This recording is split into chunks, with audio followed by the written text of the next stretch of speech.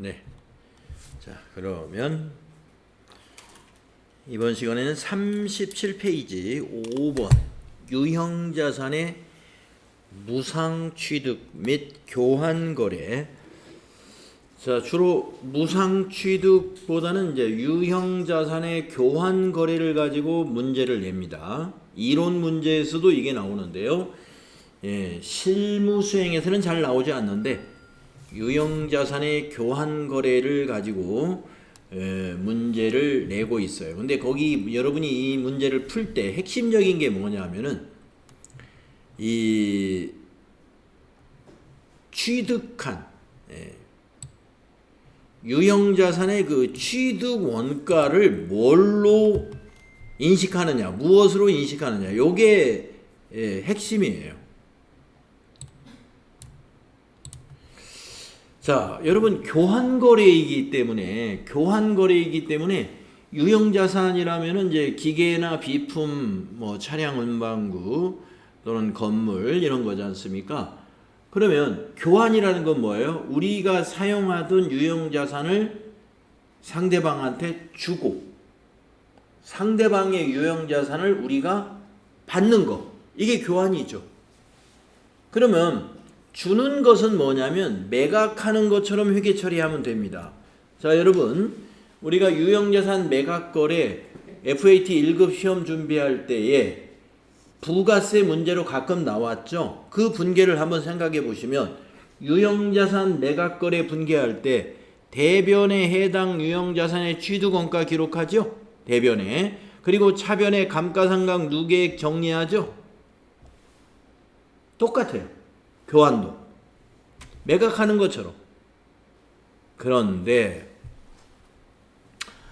그러면 우리가 주는 거, 우리가 제공하는 것은 매각하는 것처럼 저렇게 대변에 해당 자산의 취득원가, 차변에 감가상각 누계액 정리하는 것으로 하면 되는데 뭐가 차이가 있는 거냐면은 취득한 자산의 이 취득금액, 여기 있는 요 취득금액, 요거를 무엇으로 인식하느냐가 서로 달라요.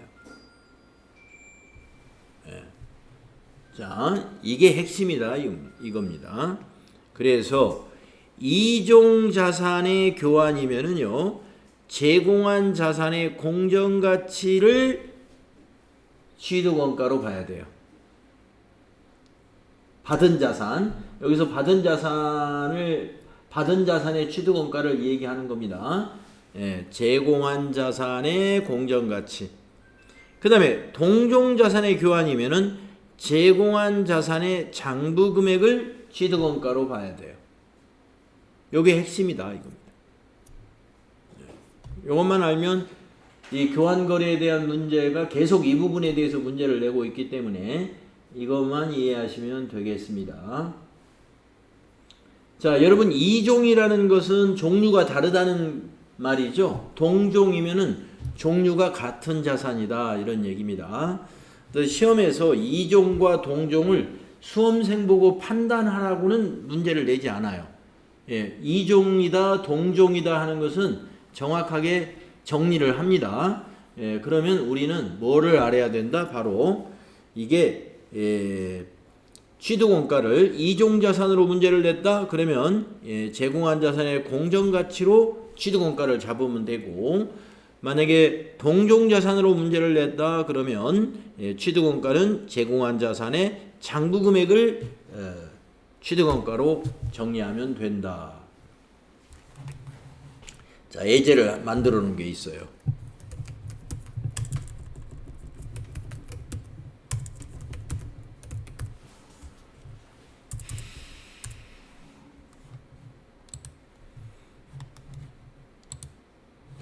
요거 한번 보시겠습니다. 제가 요거는 이제 인쇄를 해서 드릴게요, 여러분들에게.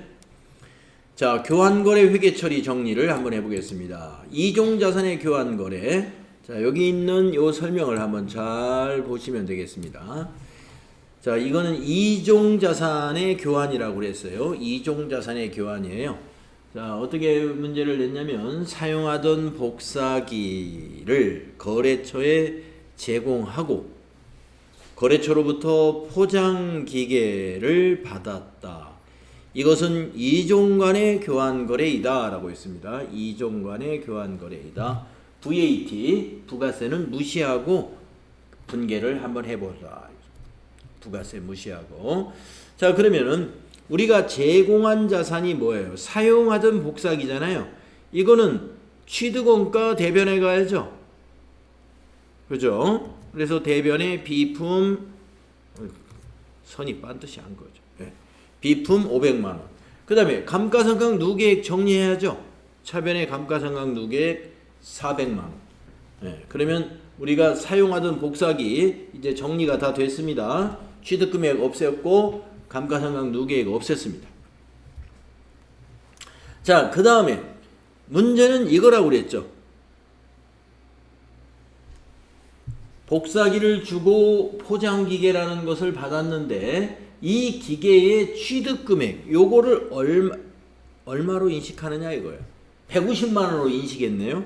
왜 150만원이냐? 아까 여러분 책에서 정리할 때 이종자산의 교환이면은 제공한 자산의 공정가치로 인식해라 그랬습니다. 자, 제공한 자산은 복사기죠. 복사기의 공정가치는 시가가 공정가치라고 그랬죠. 시가가.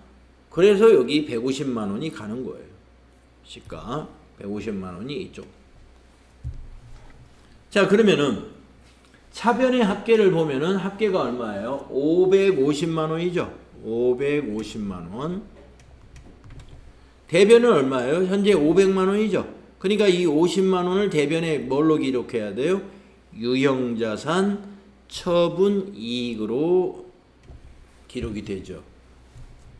유형자산 처분이익. 자, 왜 유형자산 처분이익인지 아시겠죠? 자, 비품의 장부금액은 얼마입니까? 100만원입니다. 500만원에 취득해서 감가상각을 그동안 400을 했기 때문에 장부금액이 100만원인데 우리가 기계장치를 얼마를 받고 팔은 셈이 됐어요? 150만원 받고 복사기를 파는 거예요. 그래서 기계장치를 150만원 잡았기 때문에 50만원 이익 본 거예요. 그래서 유형자산 처분이익이 50만원이다. 요 분계를 이해하시면 됩니다. 여기서 핵심은 뭐였냐면은 취득한 자산의 이 취득 원가를 뭘로 보느냐? 실제 돈으로 받은 게 아니니까 교환 거래이기 때문에 받은 건 뭘 받았어요? 포장기계를 받았어요. 그러면 포장기계의 공정가치로 봐야 되지 않느냐? 아닙니다. 포장기계의 공정가치로 보는 게 아니라 제공한 자산의 공정가치로 봐요. 제공한 자산. 여러분 책에 다시 한번 보세요. 제공한 자산의 공정가치가 취득원가가 된다. 예. 취득한 자산의 공정가치로 보면 안 돼요.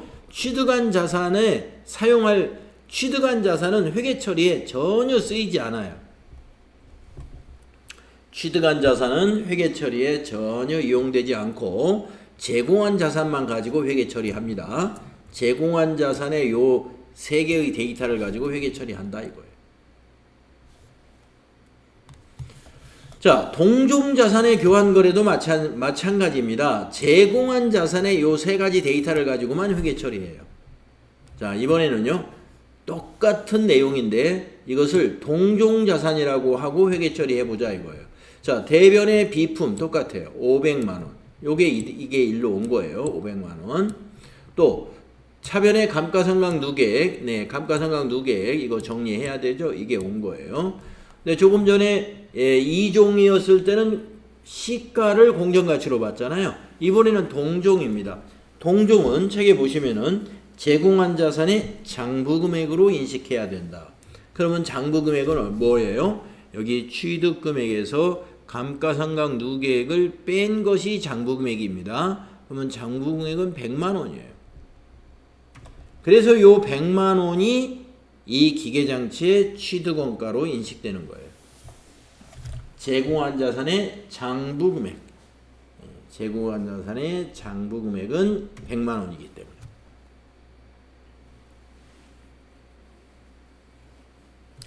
네, 그래서 요거 여러분이 TAT 2급 시험 보실 때까지는 이 부분을 이종자산과 동종자산의 회계 처리해서 제공받은 자산의 취득원가를 제공한 자산의 하나는 공정가치, 이종이면 동종이면 장부금액으로 회계 처리한다. 그러면 이 장부금액으로 회계 처리하는 동종자산의 교환에서는 어떤 특징이 있냐면은 유형자산 처분 이익이라든가 아니면 유형자산 처분 손실이 존재하지 않습니다. 나타나지 않아요. 왜냐하면 장부금액으로 취득원가를 잡기 때문에 딱 본전이 되는 거예요. 그래서 유형자산 처분 이익이나 손실이 발생하지 않습니다.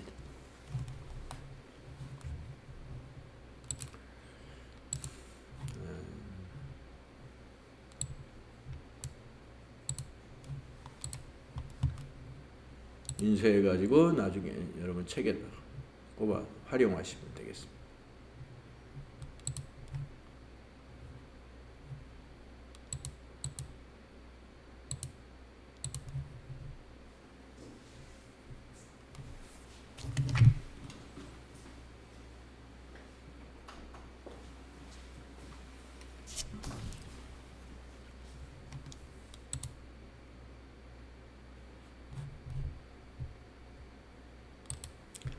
네, 그래서 교환거래에서 기억해야 될 내용을 말씀드렸고, 그 다음에 6번에 가면은 유형자산의 재평가가 나오는데, 이것도 FAT 1급은 우리가 유형자산의 재평가는 우리가 다루지 않았습니다. 왜 그러냐면은 우리가 유형자산을 원가 모형으로 항상 평가했기 때문에 그렇습니다.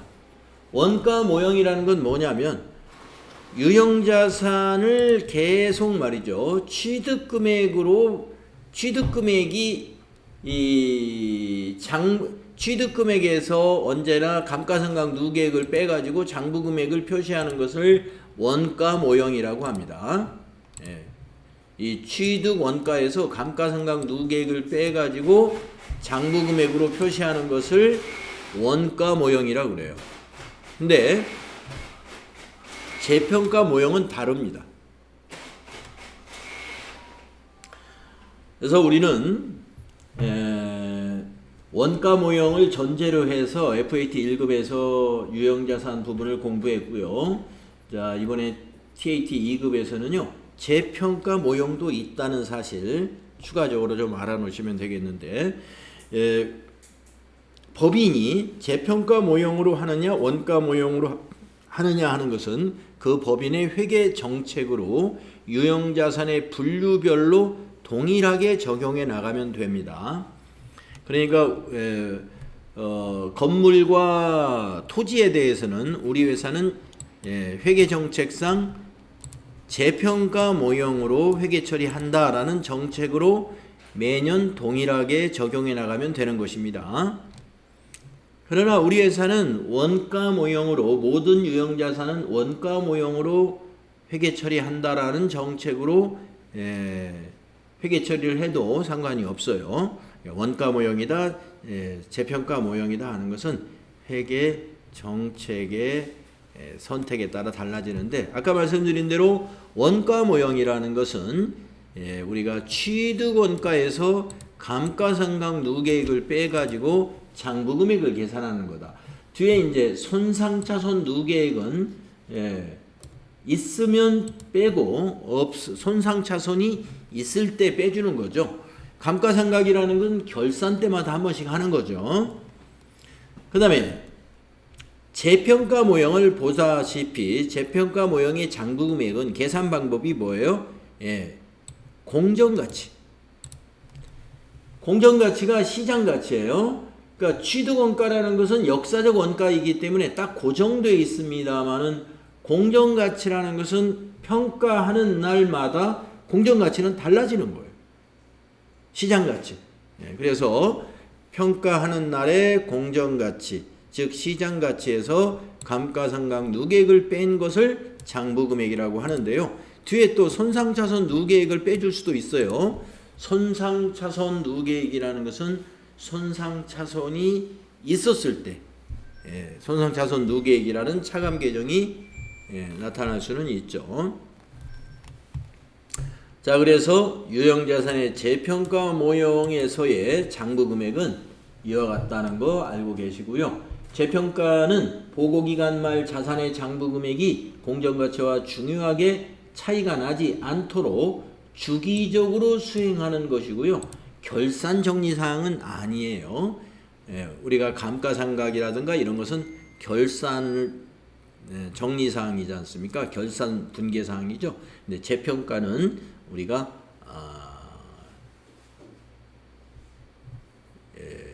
자산의 시장 가치의 변동이 있다 하는 시점에서 주기적으로 수행을 하면 되겠습니다.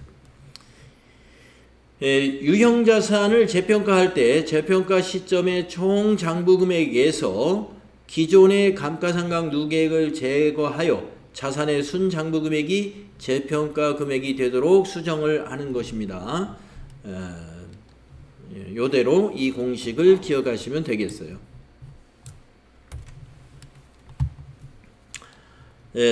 그런데 이제 재평가를 함으로써 발생하는 개정 과목이 있는데요.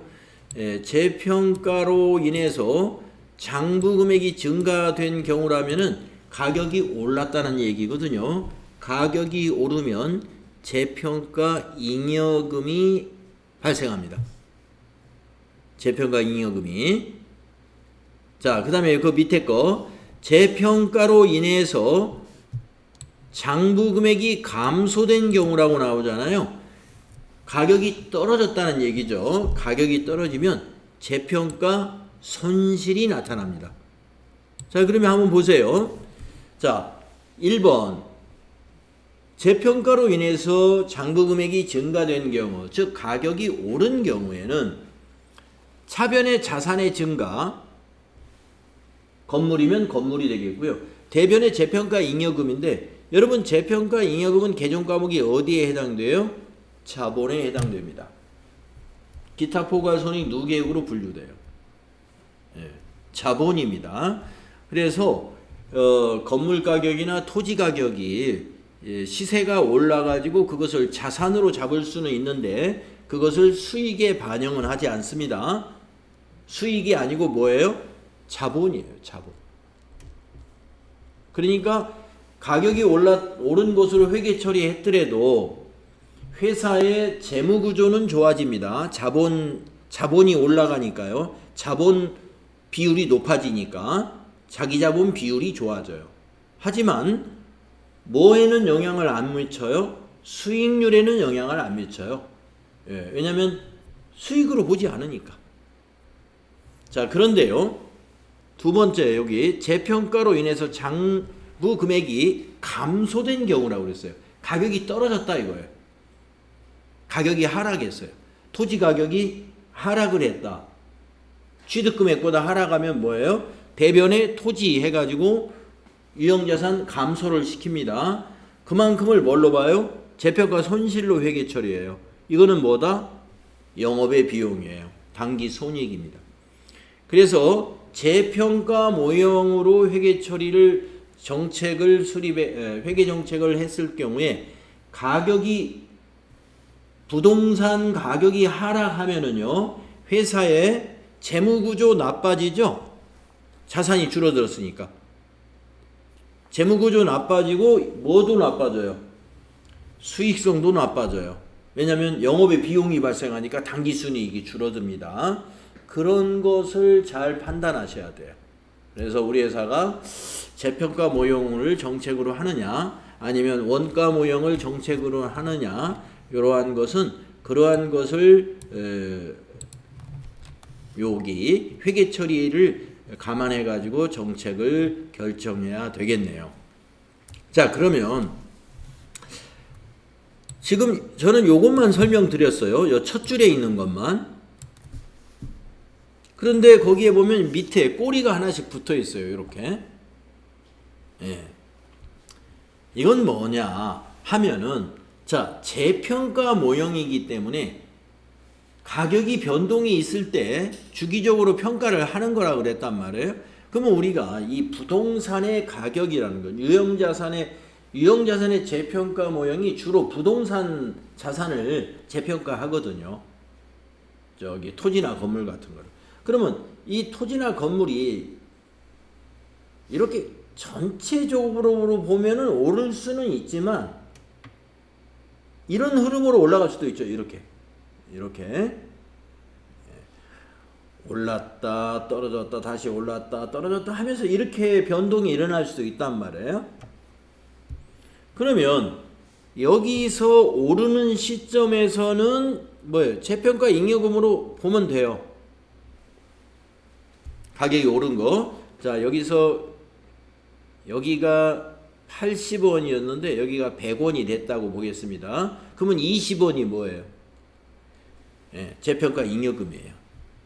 차변에는 토지가 20원 증가하고요. 자, 그러면 나중에 이렇게 떨어졌어요. 여기가 지금 70원이 됐어요. 자, 그러면 이제 분계가 간단하지가 않아요. 100원이 70원이 됐으면 그러면 차변에 30원 떨어졌으니까 재평가 손실 대변에 토지 이렇게 감소를 시키느냐? 그러면 안 되겠죠. 왜 안 되느냐 하면요.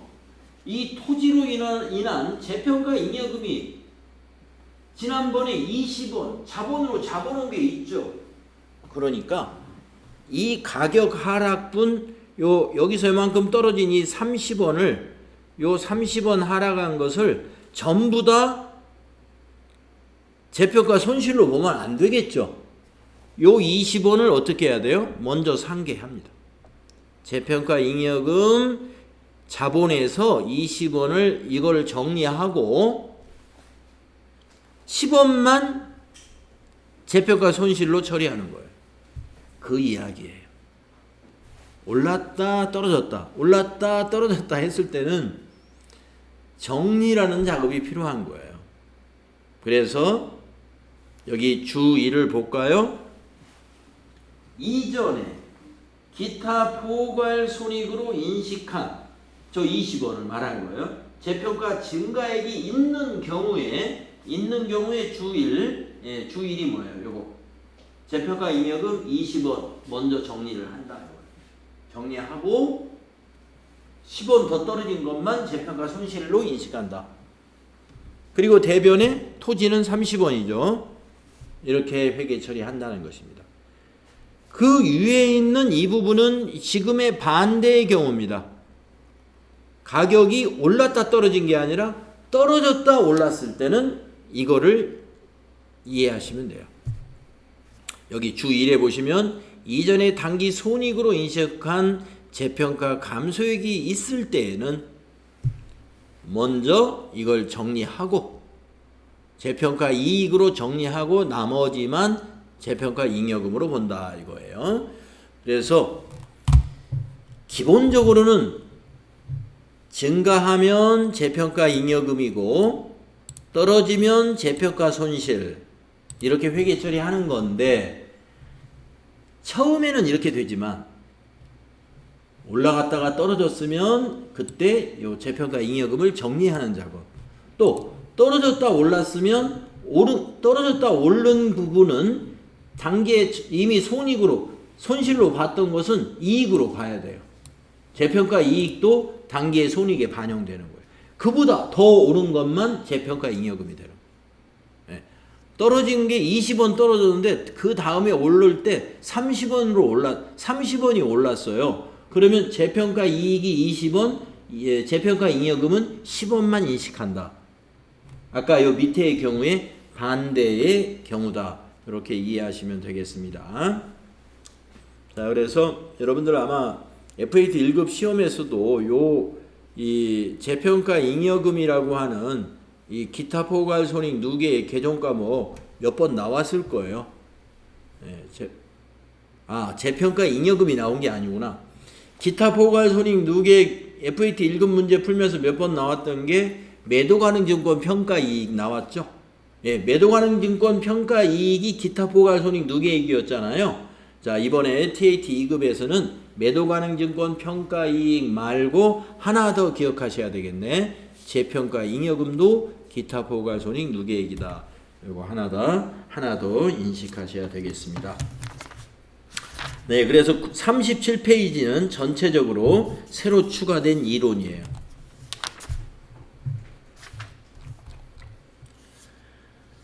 그 다음에 이제 38페이지에 위에 있는 건 이제 손상차손에 대한 얘기인데요. 손상차손이 있을 때, 손상징후가 있을 때 그것을 비용으로 처리하는 회계처리를 말하는 거고요.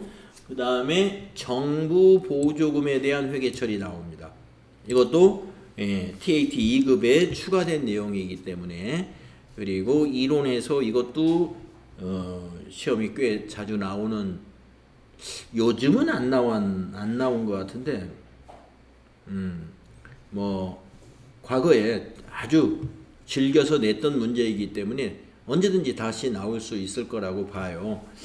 이 정부 보조금이 어느 때 주로 많이 출제가 되었냐면은 몇 년 전에 우리 코로나 시기를 겪었죠. 예. 코로나 시기 겪을 때 정부에서 이 경제를 최대한 유지하기 위해서 각 분야에 정부에서 보조금이라는 걸 많이 줬어요. 예. 그래서 인력을 감축하려는 기업에게 인력을 감축하지 말라고 보조금을 주는 것이 있고, 또 그 집합 금지 명령을 내렸던 이런 학원과 같은 이런 학원 시설에는 손실을 입은 부분에 대해서 정부가 보조금을 주고 그랬어요.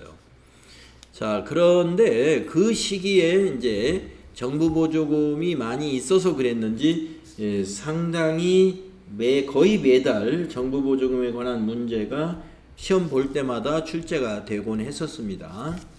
자, 그런데 지금 제가 말씀드린 코로나 시기에 각 부분별로 정부에서 보조금을 주었던 것은 수익 관련 보조금이라고 하는 거예요.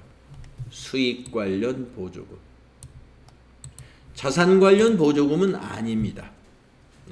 그런데 시험에서는 수익 관련 보조금으로 시험을 내는 것보다는 자산 관련 보조금으로 시험을 많이 내고 있어요. 자, 그러면 정부 보조금이 어떤 것인지 한번 여기 읽어볼게요. 정부 보조금이란 기업의 영업활동과 관련하여 과거나 미래에 일정한 조건을 충족하였거나 충족할 경우 기업에게 자원을 이전하는 형식의 정부 지원을 말한다. 정부 지원은 제공되는 지원의 성격과 일반적으로 부수되는 조건에 따라 매우 다양한 형식을 취하는데 다음과 같은 종류의 정부 보조금이 있다. 네, 다양하지만 두 가지가 있다는 겁니다. 크게 나누면 두 가지로 분류할 수가 있다는 거죠. 첫 번째, 이 자산 관련 정부 보조금. 정부 지원의 요건을 충족하는 기업이 장기성 자산을 매입하거나 건설하거나 다른 방법으로 취득하여야 하는 1차적 조건이 있는 정부 보조금을 말하는 거예요. 예. 자, 자산 관련 정부 보조금이다 그러면요, 장기성 자산을 매입하거나 건설하거나, 뭐 매입이니까 뭐 취득하는 거예요. 그런 조건이 있는 정부 보조금이에요. 자, 여러분, 장기성 자산이라는 건 뭐예요? 유형 자산을 말하는 거예요. 유형 자산. 장기간에 걸쳐서 사용하는 자산. 그러니까 유형 자산이죠. 뭐 비품, 기계장치, 건물, 이런 것 등이 되죠. 주로 기계장치를 가지고 예를 많이 들을 수가 있습니다. 기계장치를 가지고. 그래서 지금 현재 정부, 이전 정부에서 보면은 이 어떠한 정부 보조금이 많이 지원이 됐었냐 하면은 그 시기에는 제3에너지 제3에너지라고 하나요? 그거 뭐라고 그러죠?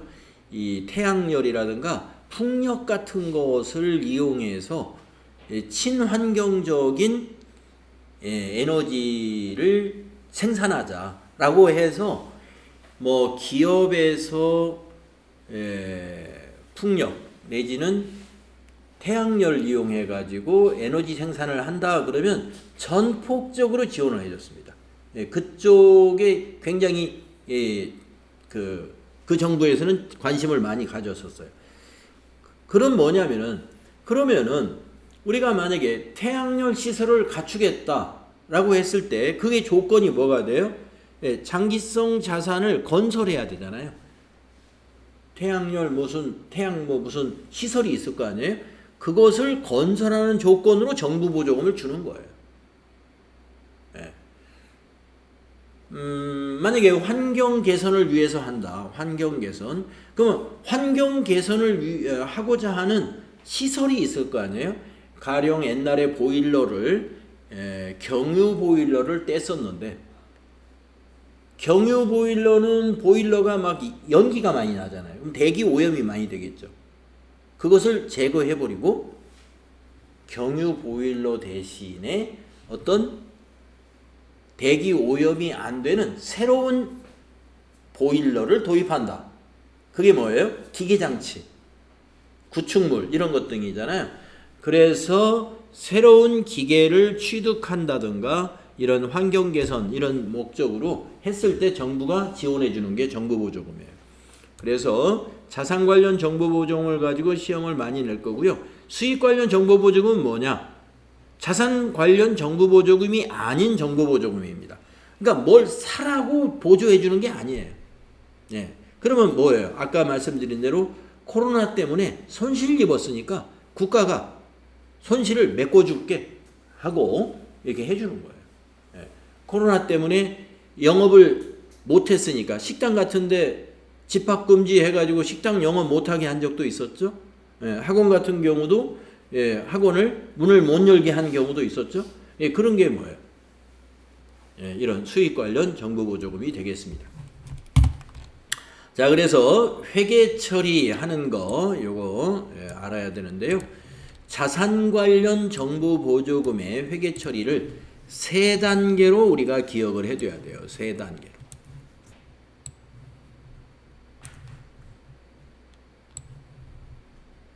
세 단계로. 아마 첫 단계는 뭐냐면은 정부 보조금을 받았을 때입니다. 정부 보조금을 받았어요. 보통 현금으로 받지는 않겠지만 여기서는 현금 수령이라고 해놨으니까 차변이 현금이 되겠죠.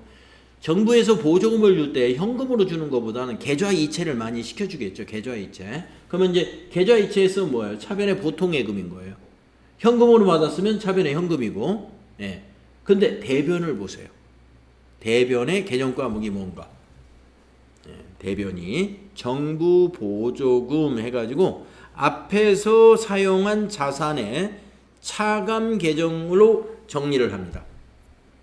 현금으로 받았으면 현금의 차감 계정 정부 보조금이고 보통예금으로 수령했으면 차변의 보통예금, 대변에는 정부 보조금인데 보통예금의 차감 계정이 된다 이런 얘기죠.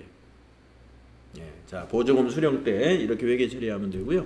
두 번째, 자, 그 정부 보조금으로 자산을 취득했어요.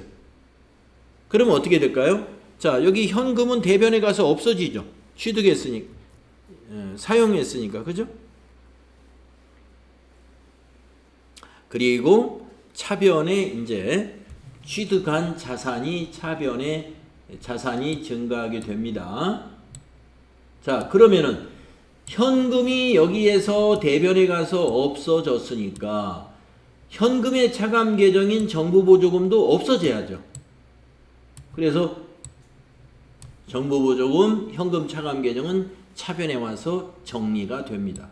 그런데 뭐가 또 생겨요? 대변의 정부 보조금 유형자산의 차감 계정. 이 유형자산이 지금 정부보조금으로 구입한 거잖아요. 그러니까 또 차감 계정을 만들어서 빼줍니다. 우리 자산이 아닌 거예요.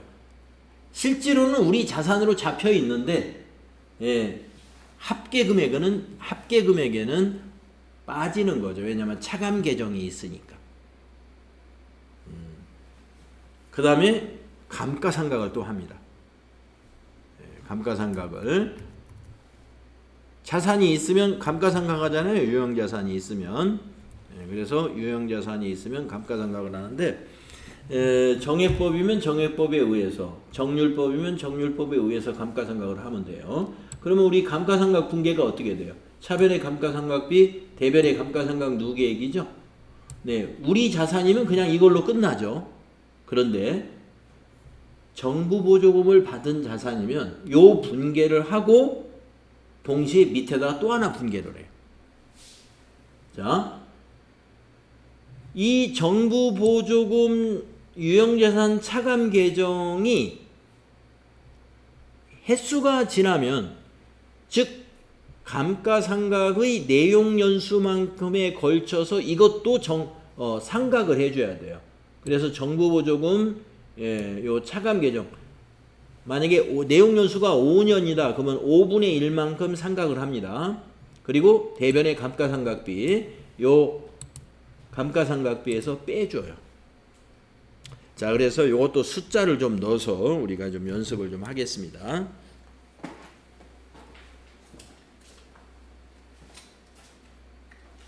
숫자를 넣어서 연습을 할게요.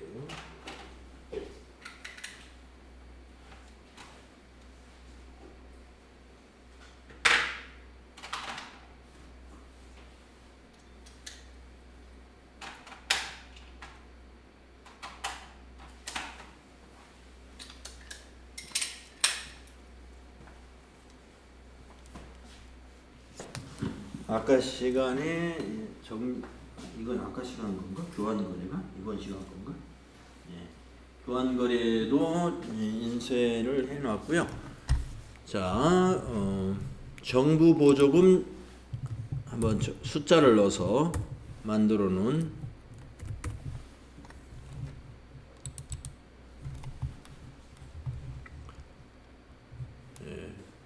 자, 자산 관련 정부 보조금, 요게 중요하니까요. 자산 관련 정부 보조금의 회계 처리 예제 숫자를 넣어서 하나 또 정리를 해 볼게요. 자, 1번 환경 개선에 필요한 기계를 도입하기로 하고 정부 보조금 3천만 원을 현금으로 받았다. 아까 보조금 수령 시 분계를 생각해 보세요. 네, 이렇게 하면 되죠. 차변에 현금 3천만 원, 대변에 정부 보조금 3천만 원이에요. 근데 이 정부 보조금은 현금의 차감 계정인 거예요. 이해되시죠? 다음 두 번째, 정부 보조금 3천만 원을 포함하여 환경개선 기계장치를 1억 원의 현금으로 매입했다. 네. 자, 그러면 7천만 원은 우리 돈이에요. 회사 돈. 자, 그래서 취득한 분계를 보겠습니다. 기계장치 차변에 1억 원, 대변에 현금 1억 원 지급했습니다. 여기서 부가가치세는 일단 제껴놓고 부가가치세를 무시한 회계 처리를 통해서 이해를 해보는 거예요. 자, 그러면은 요 3천만 원 정리해야죠. 이거 사용했으니까. 정리가 뭐예요? 차변에 정부보조금 현금 차감 계정 3천만 원을 차변에 기록하면 요거 정리가 된 거예요. 그런데 이 기계장치 1억 원 안에 정부보조금 3천만 원이 포함된 거니까 대변의 정부보조금 기계장치 차감 계정으로 차감 계정을 또 하나 만들어준다 이거예요. 이해되시나요? 네. 요게 2번이에요. 네. 취득했을 때.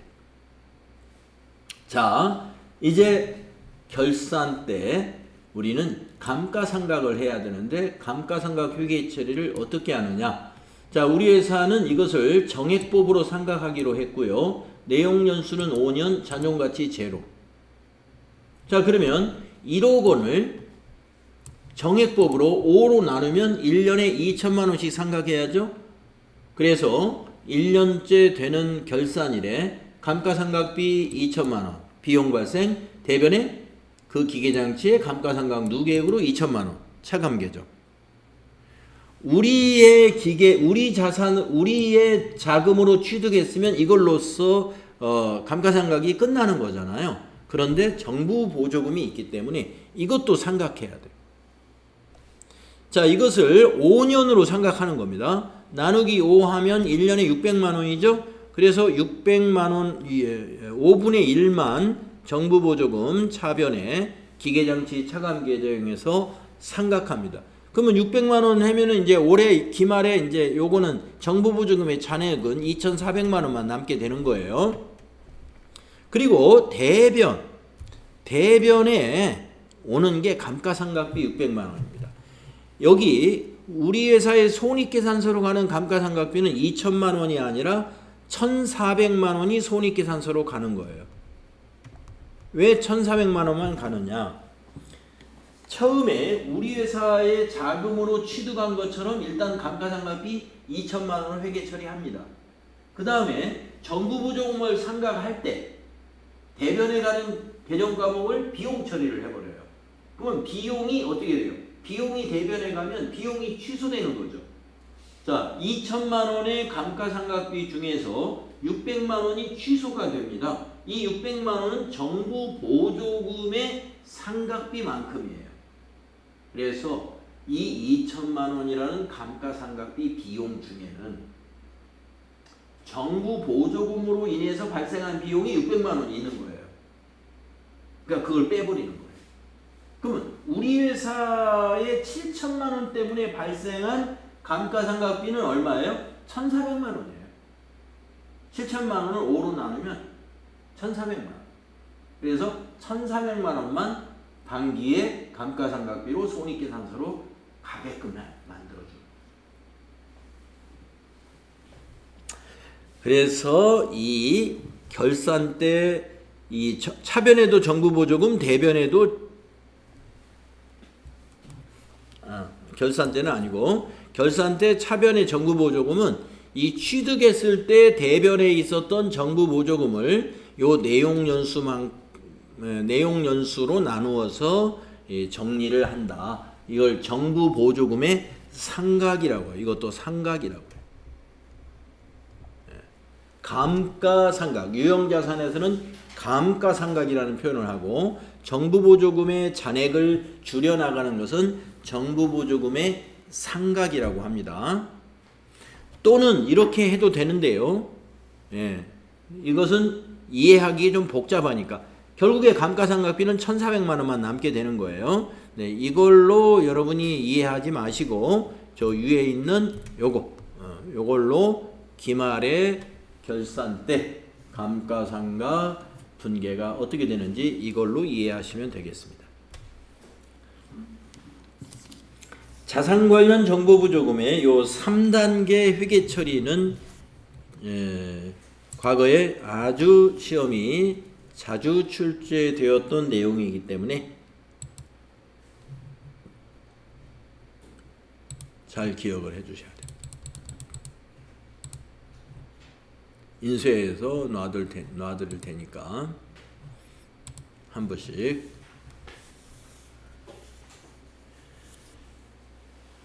가지고 계시면 되고요. 자, 그러면 수익 관련 정보 보조금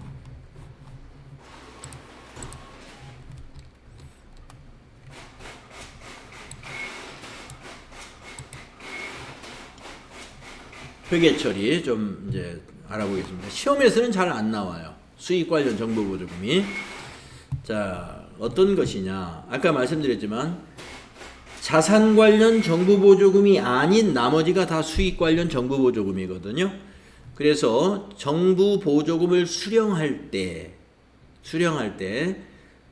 첫 번째 거는 특정 조건을 충족하지 않아도 되는 경우라고 그랬습니다. 그러니까 우리 같은 학원에서 코로나 시기에 문을 닫아가지고 영업을 못함으로써 손실 입은 거를 정부가 지원해 주겠다라고 해서 지원을 해줬어요. 그러면 다른 충족 조건이 뭐가 없는 거죠. 우리가 한 달간 수업을 하지 못했다라는 것만 교육청을 통해서 확인받으면 되는 거죠. 그래서 바로 그런 경우에는요, 돈을 받았을 때 우리 회사가 만약에 돈을 500만 원을 받았다. 그러면 차변의 현금 500만 원, 대변의 정부보조금 수익, 영업의 수익으로 바로 인식하면 돼요. 조건이 없으니까.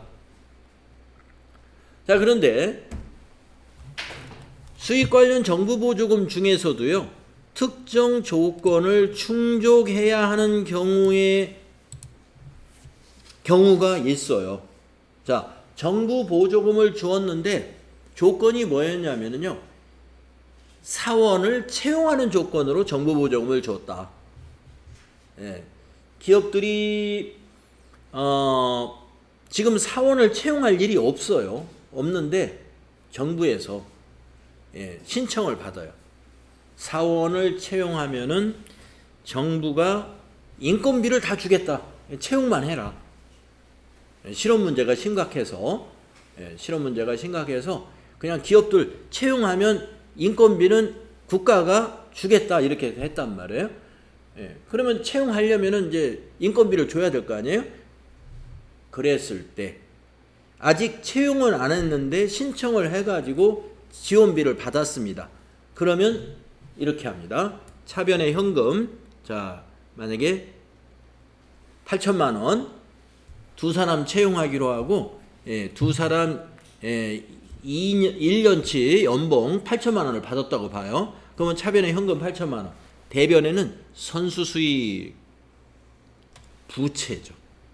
선수 수익 부채. 선수금하고 성격이 비슷해요. 우리가 선수금이라는 건 계약금이잖아요. 계약금을 받은 거고. 이거는 계약금이 아니죠.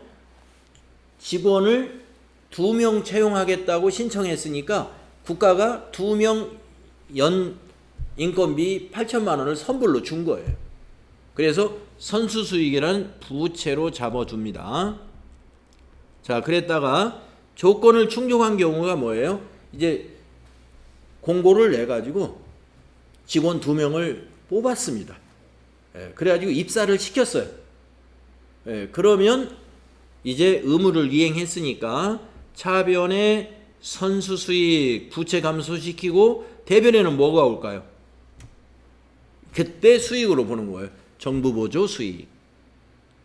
이렇게 이 특정 조건을 달아가지고 수익 관련 정부 보조금을 받았을 때는 이 한 단계 부채로 인식하는 단계가 한 단계 거쳐가는 거예요.